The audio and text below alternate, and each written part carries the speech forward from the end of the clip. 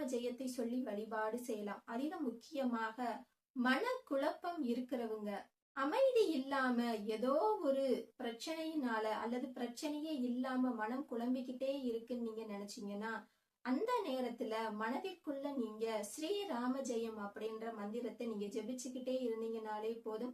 உங்களுடைய மன குழப்பம் நீங்கி மனதில் அமைதி உண்டாகும். மனது அமைதி இல்லாம குழப்பமா இருக்கிறவங்களால மனசை ஒருநிலைப்படுத்தி ஸ்ரீராம ஜெயம்ன்ற மந்திரத்தை சொல்ல முடியாம கூட போகலாம். ஒரு முறை 2 முறை சொல்லுவாங்க. மனது ஏற்கனவே குழப்பத்தில் இருக்கனால வேற ஒரு விஷயத்த நோக்கி அது சென்றுடும். அந்த மாதிரி நேரத்துல நீங்க ஸ்ரீராம ஜெயம்ன்ற மந்திரத்தை எழுதி பழகலாம். ஸ்ரீராம ஜெயம் மந்திரத்தை எழுத எழுத அதுவும் உங்களுக்கு மன அமைதியை கொடுக்கும். அதிலும் ஒரு சிலர் இதுல சில விஷயங்களை குறிப்பிட்டு சொல்லுவாங்க. பச்சை நிறத்துல நீங்க எழுதுனீங்கன்னா உங்களுக்கு செல்வ வளம் பெருகும். சிவப்பு நிறத்துல நீங்க எழுதுனீங்கன்னா செய்வினை கண்திருஷ்டி போன்றவை நீங்கும். நோய்கள் நீங்கணும்னா கருப்பு நிறத்துல எழுதணும் அப்படின்னு ஒரு சிலர் இத குறிப்பிட்டு சொல்லுவாங்க. ஆனா இதுல நம்ம கவனிக்க வேண்டிய விஷயம், எந்த நிறத்துல நம்ம எழுதியிருக்கோம் அப்படிங்கிறத இறைவன் பார்க்க மாட்டாரு. எந்த மாதிரியான உண்மையான ஆத்மார்த்தமான உண்மையான பக்தியோட நம்ம அந்த ஸ்ரீராம ஜெயத்தை மனசுக்குள்ள ஜெபிச்சுக்கிட்டே எழுதுறோம் அப்படிங்கிறத தான் இறைவன் பார்ப்பாரே தவிர என்ன நிறத்துல நம்ம எழுதியிருக்கோம் அப்படிங்கிறத இறைவன் பார்ப்பதே இல்லை.